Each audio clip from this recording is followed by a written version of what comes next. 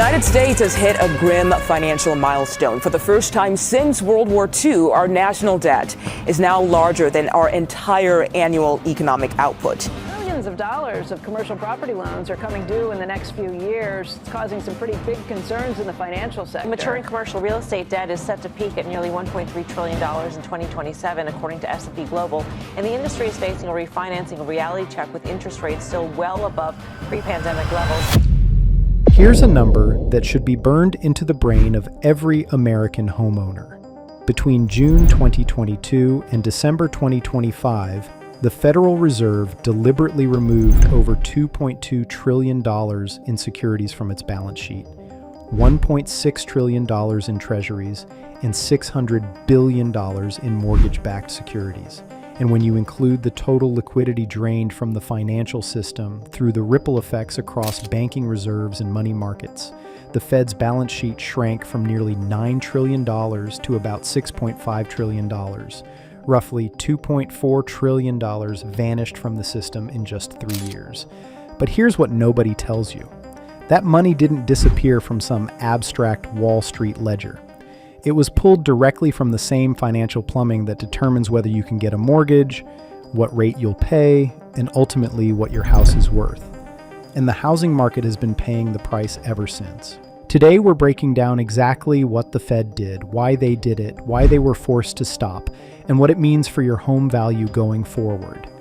This is the single most important story in housing that almost no one is covering, because it requires connecting the Fed's balance sheet to your front door. Section 2 is where we show you the direct pipeline between the Fed's mortgage bond sales and the rate you're paying. Stay for that. If you want to understand the forces actually moving the housing market, not the surface level noise, subscribe and hit the bell.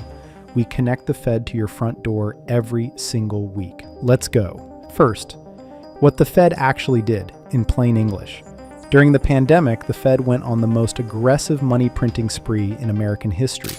Starting in March 2020, the Fed added over $1.37 trillion in mortgage-backed securities alone to its balance sheet, roughly doubling its mortgage holdings to about $2.74 trillion. They were buying billions in mortgage bonds every single month. This flooded the mortgage market with cash, crushed borrowing costs, and pushed the 30-year mortgage rate below 3%. That's what lit the fuse on the pandemic housing boom. Not organic demand, not population growth, not wage increases, printed money. Then inflation exploded, and the Fed panicked in reverse. In June 2022, they started quantitative tightening, letting those bonds roll off their books without replacing them. They were trying to retire $35 billion in mortgage-backed securities and $5 billion in treasuries per month. The goal was to drain the excess liquidity they'd pumped in, essentially putting the toothpaste back in the tube. The balance sheet went from roughly $9 trillion to $6.5 trillion, an increase from about 35% of GDP back down to about 21%. Here's how this translates to your mortgage rate. When the Fed was buying mortgage bonds hand over fist during COVID, they were the biggest buyer in the market. That crushed yields and pushed mortgage rates to historic lows. When they reversed course and started letting those bonds roll off, they removed the biggest buyer from the market.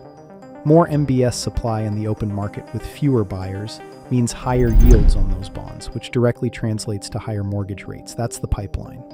Fed sells mortgage bonds, leads to MBS, yields rise, leads to your mortgage rate rises, leads to you can't afford the home, leads to you don't buy, leads to the market freezes. As of March 2026, the Fed still holds $2.0 trillion in mortgage-backed securities and $4.4 trillion in treasuries. And JP Morgan's own analysis calls the $2 trillion MBS portfolio an implicit subsidy of home loans relative to all other forms of borrowing, and argues it's suboptimal for the broader economy. In other words, even after draining $2.4 trillion, the Fed is still artificially influencing the mortgage market, and some voices at the Fed and in Washington want to shrink it even further. PIMCO reported that several Fed officials, including Governor Stephen Moran, Fed Chair nominee Kevin Warsh, and multiple academics and former staff, are advocating for additional balance sheet reduction. That means the pressure on mortgage rates from the supply side isn't going away and could intensify. Folks, if this is the kind of explanation that helps you understand why rates aren't dropping even after 6 cuts, share this video and subscribe. We break down the mechanics behind the headlines every single week. Now here's where it gets really important for homeowners, because the Fed's QT didn't just raise rates. It fundamentally altered the structure of the housing market. The Fed officially ended QT on December 1st, 2025, not because inflation was conquered, but because financial markets were showing stress. Overnight repo markets were getting volatile, signaling that reserves were getting too scarce. The Fed had to stop draining before it wanted to, because the plumbing was starting to crack. But the damage was done. The 30-year mortgage rate went from 2.65% at the bottom to above 7% at the peak. It's currently bouncing between 6.01% and 6.64% depending on the week. 6 Fed rate cuts, 175 basis points, have barely moved the needle on mortgage rates because the rate cuts affect the short end of the yield curve, while mortgage rates are tied to the long end, specifically to MBS yields that are still elevated because the Fed is no longer the dominant buyer. This is the disconnect that's killing the housing market. The Fed cut rates, mortgage rates didn't follow, and here's why that's devastating. Existing home sales dropped 3.6% in March to just 3.98 million annualized. New home sales collapsed 17.6% in January to 587,000 units. Builders sit on 9.7 months of unsold inventory. AEI projects national prices going negative, 1% this year, 2% in both 2027 and 2028. Consumer confidence just hit a 48-year low at 49.8, and there are now 50% more sellers than buyers, a record gap. The Fed created the boom by pumping $2.7 trillion in mortgage bonds into the system. Then it created the bust by pulling that support out over 43 months. And now it's standing on the sidelines telling homeowners and buyers that everything is fine. Now here's the part about what's happening next. Because the Fed didn't just stop QT, they replaced it with something new. In January 2026, the Fed launched Reserve Management Purchases, or RMP, a new program to buy treasury bonds in order to keep bank reserves at what they call ample levels. In the first month alone, the Fed purchased $40 billion. Wall Street immediately labeled it stealth easing. The Fed is growing its balance sheet again, just not calling it QE. But here's the critical detail for housing. The Fed is converting its mortgage holdings into treasuries by using inbound proceeds from mortgage payments and refinancing to buy treasury bonds instead of replacing the MBS. That means the Fed is still letting its mortgage portfolio shrink. Every month, as homeowners make payments or refinance, those mortgage bonds roll off, and the Fed replaces them with treasuries, not new MBS. The implication is clear. The Fed is actively removing itself from the mortgage market.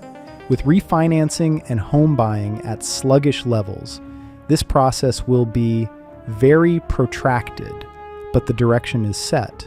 The Fed wants out of the mortgage bond business, and every step it takes in that direction means one less buyer of MBS, which means upward pressure on mortgage rates, which means continued affordability stress on the housing market.